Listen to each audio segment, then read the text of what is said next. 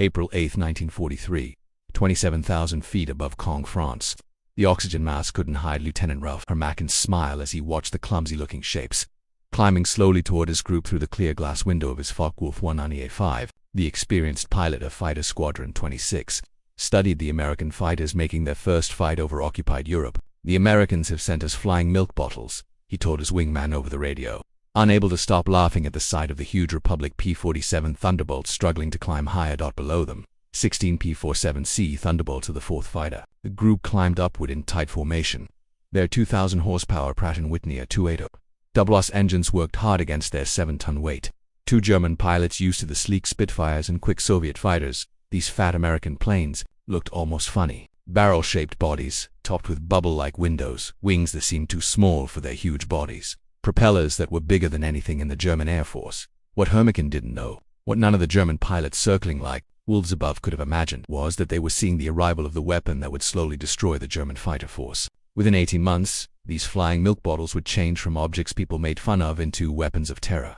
Their 8.50 caliber Browning machine guns would become the most feared sound in German skies. The math of destruction was already loaded in those wide wings. 3,400 bullets, a combined firing speed of 6,000 bullets per minute, enough concentrated firepower to saw a Messerschmitt in half in less than 2 seconds. The change began that April morning when Major Donald Blakesley, commanding the 335th Fighter Squadron, spotted the German group getting ready to attack. The former Eagles squadron veteran, who had switched from RAF Spitfires just weeks earlier, understood what his men didn't yet know, that staying alive in the P-47 required forgetting everything they thought they knew about airfighting. The Thunderbolt was completely different from regular fighter plane design. While the Germans had built lightweight interceptors made for climbing and turning well, Republic Aviation had created something new, a high-altitude powerhouse that used mass, power, and firepower to change the rules of air warfare. Among the 56 American pilots spread across the French sky that morning were men who would become legends, future aces whose names would strike fear into German hearts. But on April 8, 1943, they were beginners in an untested machine, facing the most experienced fighter force in the world. The Germans had been fighting continuously since 1939, with veterans of Poland, France, Britain, and Russia. The Americans had been in combat for exactly 0 days.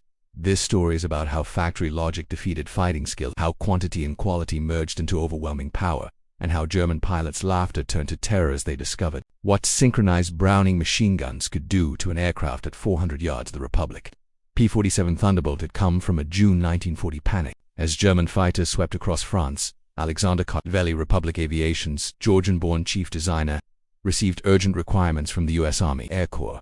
They wanted a high-altitude interceptor able to match the German Air Force's best. What Kotvelli designed instead was a monster that changed what was possible. "It will be a dinosaur," Kotvelli admitted to his design team, "but it will be a dinosaur with good proportions." The XP-47B prototype that first flew on May 6, 1941, shocked everyone who saw it. At 9,900 pounds empty, it weighed 65% more than its predecessor, the P-43 Lancer. The huge turbo-supercharger system, with its complex tubing running through the rear body, gave it an almost pregnant look. Test pilots seeing it for the first time always asked the same question: "This thing actually flies?" Not only did it fly, it flew like nothing else at altitude. The Pratt & Whitney R280 WWII engine, an 18-cylinder radio producing 2,000 horsepower, could keep full power at 27,000 feet where German fighters struggled for air. The turbo-supercharger, fed by exhaust gases, delivered sea-level performance in the stratosphere where the air was too thin for regular circuitures. Major Hubert Hub Zemke, commanding the 56th Fighter Group training at Bridgeport, Connecticut, initially hated the aircraft. His unit lost 18 pilots and 41 aircraft in training accidents between September 1942 and January 1943. The P-47 killed more Americans in training than Germans would in the first months of combat. It ground looped on landing, tore, crawled on takeoff, and dived with such enthusiasm that pilots discovered compressibility of their controls, freezing as shockwaves formed on the wings. But those who mastered it discovered something amazing. Lieutenant Robert Johnson, a farm boy from Oklahoma who would become one of America's top aces with 27 victories, described his first flight. "It was like strapping yourself to a locomotive. The power was unbelievable. You didn't fly it, you aimed it." The first combat fights in April and May 1943 confirmed every German belief. The P-47s couldn't turn with the Focke-Wulf 190s, couldn't climb with the Messerschmitt 109s, couldn't match their nimble handling at medium altitudes. German pilots quickly developed tactics to use these weaknesses, but attacking from below where the heavy Thunderbolts struggled, forcing turning fights where quickness mattered more than firepower. Lieutenant Joseph Phipps, Priller commanding officer of Fighter Squadron 26, reported to headquarters after his first encounter. "The new American fighter is meat for the slaughter. It flies like a truck, turns like a freight train, and climbs like a pregnant cow. Our boys are calling them Indian Arfat targets, pretending to be warriors." The numbers seem to confirm German confidence. In their first month of operations, the American fighter groups lost 14 Thunderbolts for only 3 confirmed German kills. The RAF, watching from their Spitfire squadrons, quietly suggested the Americans might reconsider their choice of plane. British pilots joked that the best escape move in a P-47 was to unbuckle and run around the roomy cockpit. But something strange was happening in those early fights that German intelligence failed to notice. The P-47s that were shot down had taken incredible punishment before falling. One aircraft returned from a May 4th mission with 21 cannon holes and over 100 machine gun strikes damage that would have torn apart a Messerschmitt or Spitfire. The huge radial engine, lacking vulnerable coolant systems, shrugged off hits that would have stopped a liquid-cooled fighter cold. More importantly, when P-47s did get their guns on target, the results were terrible. The Thunderbolt's weapons battery created a zone of destruction that German pilots had never experienced. Unlike the rifle-caliber weapons of early war fighters or the cannons with limited ammunition, the American fighter could keep firing for over 30 seconds and eternity in air combat, the event that would begin changing German thinking happened on June 26, 1943, over Lyon, France. It involved Second Lieutenant Robert S.E. Johnson of the 61st Fighter Squadron and an encounter that would become legendary on both sides.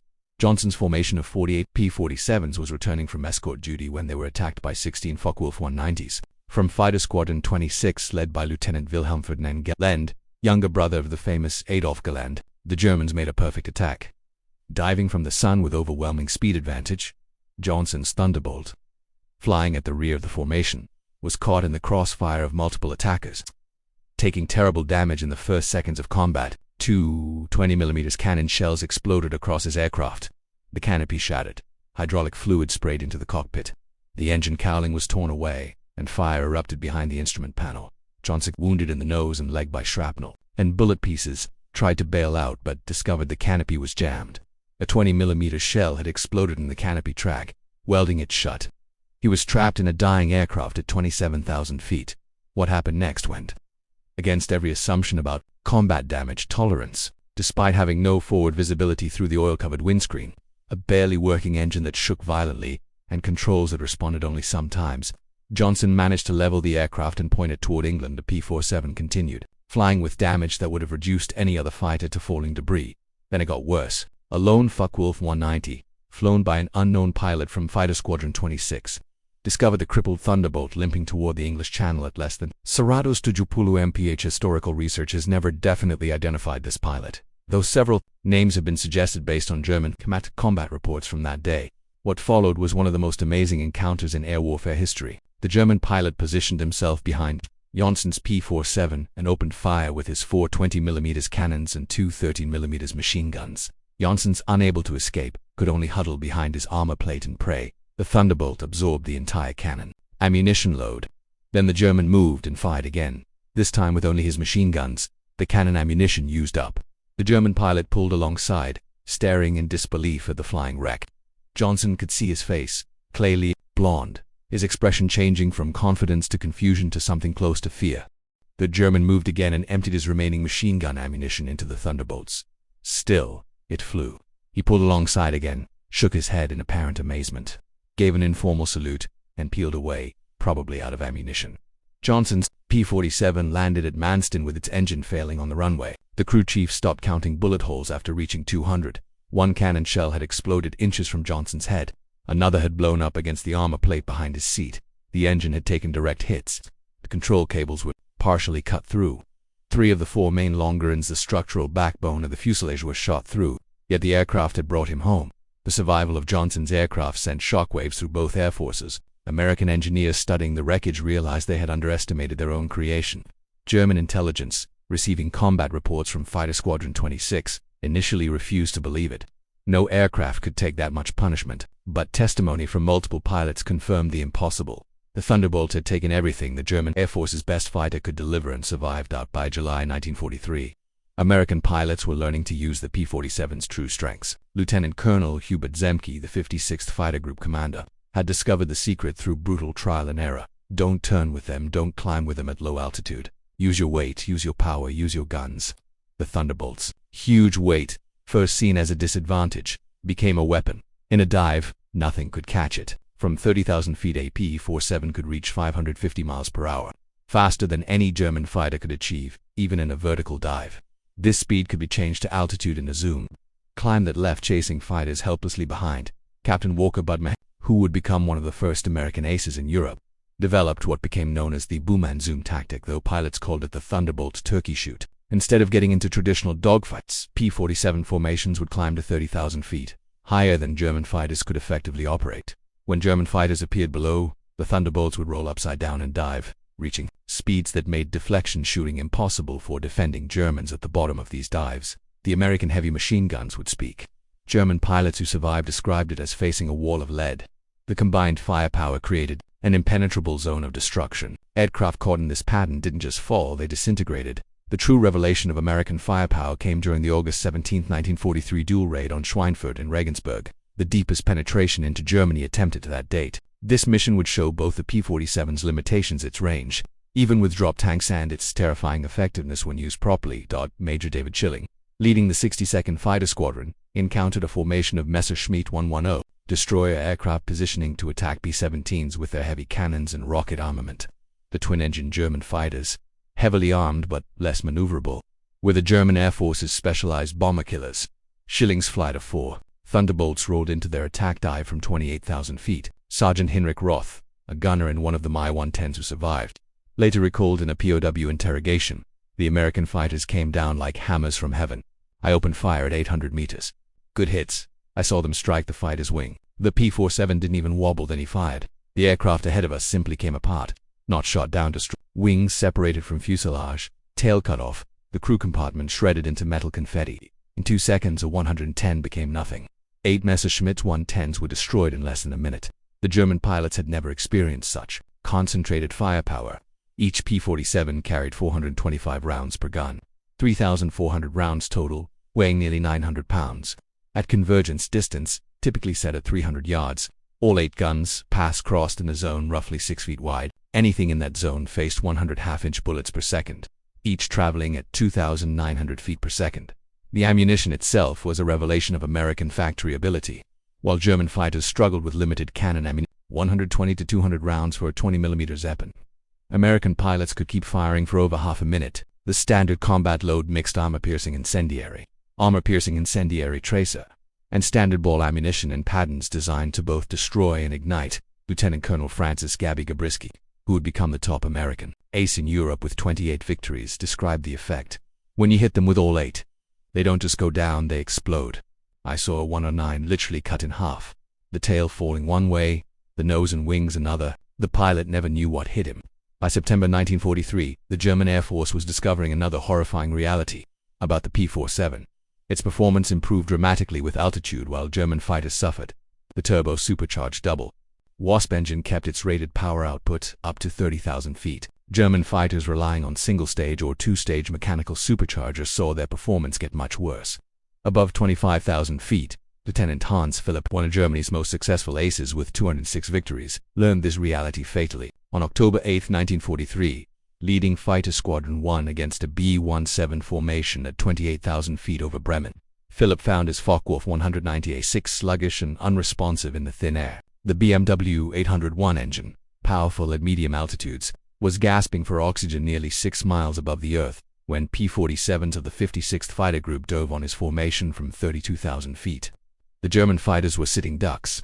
Robert Johnson, now an experienced combat pilot on his way to ace status, was flying at 31,000 feet when he spotted Philipp's distinctive Focke-Wulf with its elaborate nose art. Johnson's combat report was clinical. Opened fire at 300 yards, 30-degree deflection. Observed strikes along entire fuselage. Enemy aircraft exploded, no parachute observed. Philipp's death sent shockwaves through the German Air Force.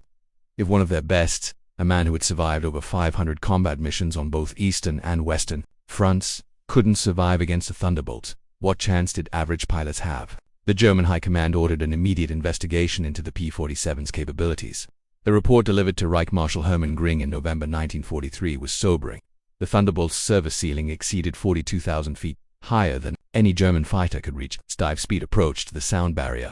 Its armor included a 3/8-inch steel plate behind the pilot, 1/2-inch bulletproof glass windscreen, and armored deflection plates around the engine. Most disturbingly, its rugged construction allowed it to absorb damage that would destroy 3 conventional fighters and still return home in January 1944.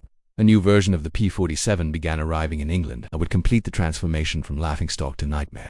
The P-47D-22 featured a Hamilton standard paddle blade propeller with blades 13 feet across with broad chord blades that bit into the air like massive oars. The improvement in climb rate was immediate and dramatic, where earlier Thunderbolts had climbed at a weak 2,200 feet per minute at sea level. The paddle blade versions could achieve 3,000 feet per minute, matching or exceeding German fighters at most altitudes. The huge propeller also improved acceleration, allowing P-47s to build energy faster in level flight. Lieutenant Heinz Nock of Fighter Squadron 11, a veteran with over 200 combat missions, encountered the new versions in February 1944 during a bomber interception near Hanover. He wrote in his combat diary, "The fat American fighters have learned to climb. We bounced to formation near Hanover expecting our usual advantage. They turned into us and climbed with us. When we tried to leave, they followed us up to 30 feet. Schmitt was cordon blown apart. Nothing left but smoke and pieces. These are not the same machines we laughed at last year." The paddle blade propeller did more than improve performance. It changed the sound of the Thunderbolt. The distinctive thundering roar created by the blade tips reaching supersonic speeds could be heard from miles away. German ground troops reported being able to identify approaching P-47s by sound alone, a deep, threatening rumble that meant death from above. They began calling it DONNERSCHLAG-THENDERCLAP. By March 1944, P-47s equipped with external fuel tanks could escort bombers deep into Germany. The standard setup carried to 108-gallon wing tanks or a 75-gallon belly tank, extending range to over 1,000 miles. With the paddle blade propeller providing improved performance even when loaded, Thunderbolts could fight on equal terms immediately. After dropping tank start, the German Air Force's response was to concentrate on the bombers, hoping to cause enough losses to stop the American daylight campaign. What this required flying through the P-47 escort screen, an increasingly suicidal proposition. German pilots developed a grudging respect that bordered on fear for the big American fighters. Major Gunther Rohr, one of Germany's top aces with 275 victories, mostly on the Eastern Front, survived an encounter with P-47s on March 6, 1944. That left him badly wounded. He later recalled in a post-war interview, "We saw them above us, fat shapes against the sun. Someone laughed and said, 'Here come the flying pigs.' Nobody was laughing 30 seconds later. They came down like an avalanche, faster than we could react. The first pass destroyed 3 of our fighters, just gone, turned into burning debris. Their guns didn't fire in bursts like ours, they poured out solid streams of fire. Getting caught in that stream meant instant death." The escort missions revealed another P-47 advantage: endurance. While German fighters operated at maximum power settings that burned fuel rapidly, the big American radios could cruise efficiently at high altitude. Thunderbolts could remain with the bombers for hours, rotating top cover while keeping enough fuel for combat in return. As more P-51 Mustangs arrived to take over long-range escort duties in spring 19, P-47 units increasingly focused on ground attack, a role that would make them the most feared aircraft in the German arsenal. The transition began in earnest. In April 1944, as the Allies prepared for the invasion of France, the Thunderbolt's heavy machine gun battery proved equally effective against ground targets. The standard armor-piercing incendiary ammunition could penetrate the top armor of most German vehicles, while the sheer volume of fire could destroy soft targets in seconds. A 2-second burst put 160 half-inch bullets into a target area the size of a trough. But it was the addition of bombs and rockets that transformed the P-47 into a true multi-role monster. The D-25 version could carry it to 1,000-pound bombs under the wings and a 500-pounder under the fuselage, a bomb load equal to medium bombers. Later versions added zero-length rocket stubs for 10 5-inch high-velocity aircraft, rockets HVARs, each equal to a 105mm artillery shell. Colonel Hans von Luck, commanding the 125th Panzer Grenadier Regiment during the Normandy campaign, experienced P-47 ground attacks firsthand. They came in low, so low you could see the pilots' faces. The sound was terrifying, engines roaring, rockets screaming, then the hammer of those heavy machine guns. A column of our trucks simply ceased to exist. 20 vehicles turned into burning wreckage in one pass. The psychological effect on the men was devastating. They called them Jabo's bombers, but these were something beyond that. They were flying artillery with the accuracy of snipers. On June 6, 1944, the German Air Force discovered how completely the balance of power had shifted. Over 500 P-47s provided air cover for the invasion, creating an impenetrable umbrella over the beaches. German fighters attempting to reach the landing zones were massacred. Lieutenant Wolfgang Fischer of Fighter Squadron 2, one of only 3 German pilots to reach the beaches that day, reported, "The sky belonged to the Americans. Thunderbolts were stacked from sea level to 30,000 feet. We tried to break through at Don't fighters from our group. I was the only one to return. The P-47s were waiting at every altitude. You couldn't climb over them, couldn't dive under them. Their guns turned our fighters into aluminum rain." In the weeks following D-Day, P-47s systematically destroyed German movement in daylight. The statistics were staggering. In June alone, 9th Air Force Thunderbolts claimed 651 locomotives, 3,847 trucks, 512 tanks and armored vehicles, and 4,553 horse-drawn vehicles destroyed. The Wehrmacht was forced to move only at night, severely limiting their ability to respond to Allied advances. The Germans tried everything to counter the Thunderbolt threat. They reinforced vehicle armor, deployed more anti-aircraft guns, developed new camouflage techniques. Nothing worked. The P-47's combination of speed, armor and firepower made them nearly unstoppable. Even the feared 88mm flak guns struggled to track the fast-moving fighters at low altitude. While devastating Europe, the P-47 was simultaneously proving its worth in the Pacific theater. The 348th Fighter Group operating from New Guinea discovered that the Thunderbolts' qualities were perfectly suited to the vast distances and harsh conditions of the Pacific War. Colonel Neil Kirby, commanding the 348th, developed tactics specifically for the Pacific. On October 11, 1943, Kirby led 4 P-47s against 40 Japanese aircraft over Wok, shooting down 6 enemy planes himself in a single mission, earning him the Medal of Honor. The Japanese, used to fighting nimble but fragile American fighters, were unprepared for the P-47's combination of firepower and durability. Japanese ace Saburo Sakai, who encountered P-47s over New Guinea, later wrote, "We called them monsters. Our 20mm cannons, which could destroy a P-40 with a few hits, seemed to have no effect. I put dozens of rounds into one Thunderbolt and watched it fly away. Their return fire was terrifying streams of heavy bullets that tore aircraft apart." The P-47N, developed specifically for the Pacific, featured increased fuel capacity with wet wings holding 93 gallons each, extending range to 2,350 miles. This version would escort B-29s to Japan, proving that the short-legged fighter of 1943 had evolved into a true long-range weapon. Perhaps the ultimate proof of the P-47's evolution came in its encounters with German jet fighters. The Messerschmitt Me-2062, with its 540 miles per hour top speed, should have been untouchable by propeller-driven fighters. But Thunderbolt pilots discovered they could catch jets in 2 situations: during takeoff and landing, when jets were most vulnerable, and in high-speed dives from altitude. On November 27, 1944, Lieutenant Colonel John C. Meyer of the 352nd Fighter Group became one of the first pilots to shoot down an AM-262 with a P-47, diving from 28,000 feet. Meyer's Thunderbolt reached speeds approaching 500 miles per hour, fast enough to catch the jet in level flight. The jet pilot, confident in his speed advantage, never saw the diving P-47 until Meyer's guns opened up at 400 yards.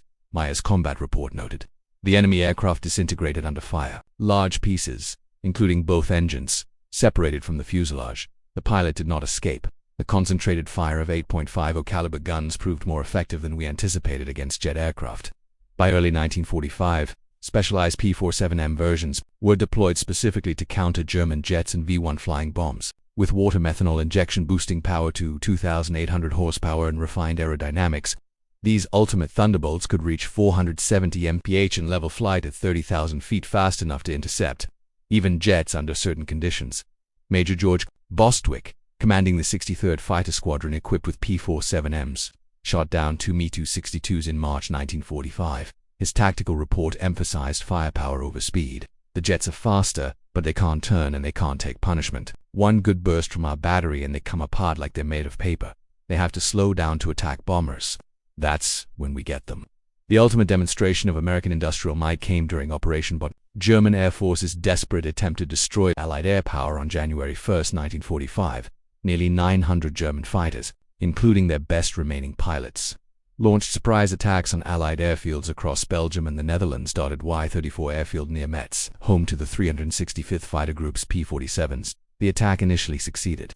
German fighters destroyed 22 Thunderbolts on the ground along with several other aircraft. A captured German pilot brought to the command post pointed at the burning aircraft and taunted, "What do you think of that?" Major George Brooking's response became legendary throughout the 9th Air Force. He pointed to the flight line where ground crews were already pushing damaged aircraft aside and preparing parking spots for replacements. "By tomorrow we'll have 40 new ones. How long will it take you to replace your pilots?" The German pilot's smirk disappeared within 48 hours. Factory-fresh P-47D-40s filled the flight line, flown in from depots in England. The German Air Force lost 271 aircraft and 213 pilots in Baden-Platte, including many irreplaceable instructors and squadron leaders. These losses they could never replace. The Americans lost 134 aircraft total across all attacked airfields, all replaced within a week. The numbers told the story of inevitable defeat. Republic Aviation produced 15,683 P-47s during the war, more than any other American fighter. At peak production, the Farmingdale factory on Long Island completed one Thunderbolt every hour around the clock. The Evansville plant in Indiana, built from empty farmland in 1942, was producing 500 aircraft per month by 1944. Each P-47D required 65,000 individual parts, 8 miles of electrical wiring, 2,000 pounds of aluminum, and 300 pounds of rubber. The engine alone contained 2,400 individual components machined to tolerances of 1,000th of an inch. Yet American workers, many of them women who had never seen an aircraft before Pearl Harbor, assembled these complex machines with precision that exceeded peacetime standards. The ammunition production was equally staggering. Each P-47 sortie required 3,400 rounds of .50 caliber ammunition, with hundreds of Thunderbolts flying daily missions. Ammunition consumption exceeded 10 million rounds per month by mid-1944. The Lake City Arsenal in Missouri, one of several ammunition plants, produced 30 million rounds monthly. Each cartridge was made to tolerances measured in 10,000ths of an inch, ensuring reliable feeding through the synchronized gun mechanisms. The fuel consumption was enormous. Each Thunderbolt burned 100 gallons per hour in normal flight, up to 300 gallons in combat with water injection engaged. The 9th Air Force alone consumed over 25 million gallons of aviation, fueled monthly by late 1944. All of it shipped across the Atlantic in tankers that were themselves products of American mass production. Even more impressive than aircraft production was pilot training. By 1944, the United States was graduating 30,000 pilots annually from advanced training, more than Germany had trained in the entire war. Each P-47 pilot received a minimum of 400 hours of flight training before entering combat, including 100 hours in advanced fighters. German pilots, by contrast, were entering combat with less than 100 hours total time by war's end. The quality showed in combat. American pilots arrived in Europe trained in formation flying, instrument navigation, gunnery, and tactics. They had practiced against captured German aircraft, understanding their enemy's capabilities and limitations. They knew their aircraft systems intimately.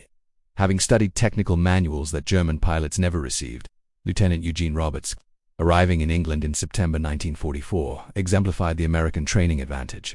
"I had 420 hours in my logbook, including 75 hours in the P-47 I'd fired at towed targets, practiced deflection shooting, studied gun camera film from actual combat. My first mission, I knew exactly what to do. The German pilot I faced couldn't have had half my experience.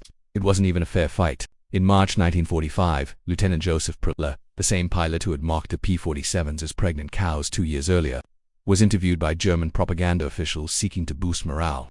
His statement, deemed too demoralizing for publication, revealed the complete transformation in German attitudes. "The Thunderbolt is the best fighter bomber ever built. Its firepower is unprecedented weapons that never jam, never overheat, never run out of ammunition in normal combat. It carries bombs like a medium bomber, fires rockets like artillery, and fights like a fighter when needed. But beyond the machine is what it represents: unlimited American production. They lose 10, they build 20. We lose 1, it's gone forever." Their pilots arrive better trained than our instructors. They have fuel for training, ammunition for practice, spare parts for everything. We have nothing but courage. And courage without resources is just delayed defeat. We laughed at them in 1943, we're not laughing now. When you hear those guns, you know death has come calling. The sound haunts us, mechanical, precise, unstoppable. Like everything American, it's about overwhelming material superiority.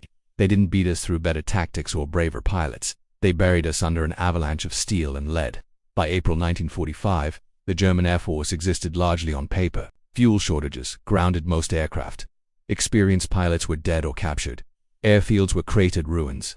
But even with aircraft and fuel, German pilots faced an impossible equation: Attacking meant facing P-47 formations that owned every altitude from ground level to 40,000 feet. Corporal Klaus Bretschneider, one of the last German pilots trained in 1945, flew exactly one combat mission before the war ended. His encounter with P-47s over Leipzig lasted 12 seconds. I saw them diving from above, 4 Thunderbolts in perfect formation. I tried to turn, but they were too fast. The leader fired from 500 meters. My aircraft shook like it was hit by the engine exploded, the wings separated. I barely escaped. In the parachute, I watched them destroy my entire squadron. 6 fighters gone in under a minute. The sky rained, burning aluminum and bodies. The psychological impact was complete. German pilots developed what medical officers called Jabo fever, physical symptoms of stress appearing when Thunderbolts were reported in the area. Veterans who had faced Spitfires and Hurricanes without fear became physically ill before missions against P-47s. The distinctive thunder of approaching Thunderbolts caused panic among ground troops who knew that survival meant finding cover immediately.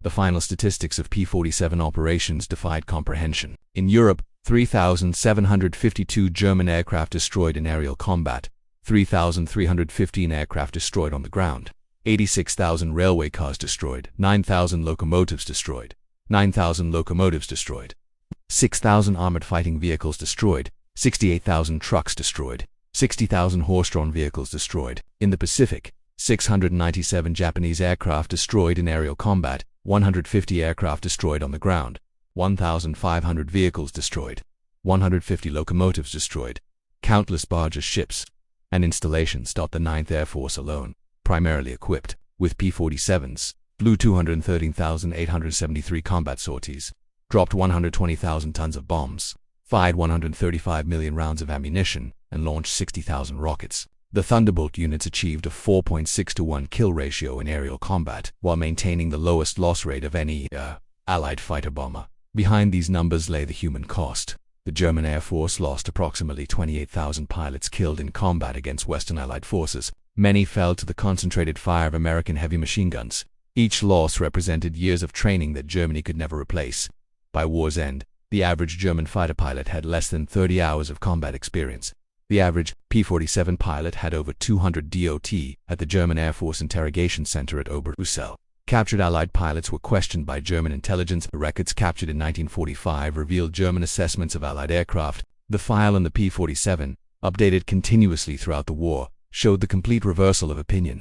April 1943, large, unmaneuverable fighter, inferior to German types in all performance parameters except dive speed. Machine gun armament, insufficient against cannon-armed fighters. Assessment, minimal threat. December 1943, exceptional high-altitude performance. Extreme structural strength. Firepower increasingly problematic. Pilots showing improved tactics. Assessment, significant threat above 25,000 feet. June 1944, dominant fighter bomber, superior to all German types above 20,000 feet. Firepower devastating against all target types. Structural strength makes shoot-down extremely difficult. Assessment, critical threat at all altitudes. March 1945, best fighter bomber of the war. Combination of firepower, durability, and performance unmatched. Pilot quality exceptional. Assessment, unsurvivable in direct engagement. In 1985, at a reunion of German and American fighter pilots in Phoenix, Arizona, former enemies met in peace. Lieutenant General Adolf Galland, former head of the German Air Force fighter arm, was asked about the P-47. His response, recorded on video, captured the complete transformation. We made a terrible mistake in 1943. We saw this big, heavy fighter and laughed. The Americans don't understand air combat. We said they built a bomber and called it a fighter. We were the ones who didn't understand. The Americans didn't try to build a European fighter. They built an American one designed around production, firepower, and survivability. They understood that in a war of attrition, the plane that could take punishment and deliver devastating firepower would win. They were right. The first time I flew a captured P-47 after the war, I understood everything. The power was incredible. It climbed like it was falling upward. The cockpit was comfortable, the visibility excellent, the controls precise. It was a pilot's aircraft wrapped in armor. But what really impressed me was realizing that America built over 15,000 of these complex machines while fighting a two-ocean war. Each one required an engine more complex than anything Germany produced, yet they built them faster than we could build simple fighters. That's when I knew we never had a chance. Those guns, we called them Roosevelt's piano because of the sound they made. Once you heard that sound, you never forgot it. Many of my friends heard it for the last time. P-47 didn't just defeat the German Air Force, it destroyed it. The P-47's design represented American industrial philosophy perfectly. Brute force engineering, backed by unlimited resources. Every component was overbuilt, overpowered, and over-engineered. The wing spars could support 40,000 pounds, 3 times the aircraft's loaded weight.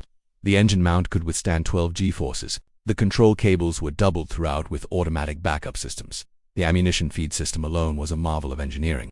8 separate ammunition boxes, each holding 425 rounds, fed through electric boost motors to prevent jamming. During high-G maneuvers, the guns were electrically heated to prevent freezing at altitude. Each gun had its own charging mechanism and could be individually synchronized. The convergence was adjustable from 150 to 400 yards, allowing pilots to optimize for their preferred engagement range. Even after the war, some German veterans maintained that the P-47 won through quantity, no quantity, that German fighters were technically superior but overwhelmed by numbers. The combat records tell a different story. In engagements where numbers were equal, P-47s consistently prevailed. The heavy machine gun armament, dismissed as inferior to cannons, proved more effective in actual combat. Analysis of gun camera footage revealed why. Cannon shells, while individually more destructive, required precise aim and had limited ammunition, typically 120 to 200 rounds total. The P-47's weapons created a probability cloud of bullets that guaranteed hits even with imperfect aim. At typical engagement ranges, a 2-second burst put at least 20 rounds into a fighter-sized target, enough to ensure destruction. The ammunition itself was superior. American .50 caliber armor-piercing incendiary rounds used a delayed action fuse that ensured penetration before detonation. The incendiary compound burned at 3,000 degrees Fahrenheit, hot enough to ignite aluminum structure. Germany 20mm shells, while heavier, often exploded on surface contact, causing spectacular but sometimes superficial damage. The P-47 Thunderbolt remains the heaviest single-engine piston fighter ever mass-produced. Its empty weight of 10,000 pounds exceeded the gross weight of some twin-engine fighters. Its engine produced more power than entire bomber formations from the previous war. Its weapons delivered more firepower than a squad of infantry. Yet it was built by the thousands, flown by kids barely out of high school, and maintained under combat conditions by mechanics who learned their trade in weeks. The transformation of German opinion from mockery to terror took less than 2 years. In that time, the flying milk bottle became the most feared aircraft in the German Air Force's experience. Veterans who had faced Spitfires, Hurricanes, and Soviet Yaks without flinching spoke of P-47s in hushed tones. Decades after the war, at the United States Air Force Museum in Dayton, Ohio, a restored P-47D sits among other legendary fighters. Its sign lists, specifications, and battle honors. But the real story is told by a small display case containing spent .50 caliber shells and a strip of gun camera film, showing a Focke-Wulf 190 disintegrating under fire. Below the display is a quote from an unnamed German pilot taken from a 1945 interrogation report. "We laughed when we first saw them, fat, ugly American fighters that couldn't turn, couldn't climb, couldn't fight.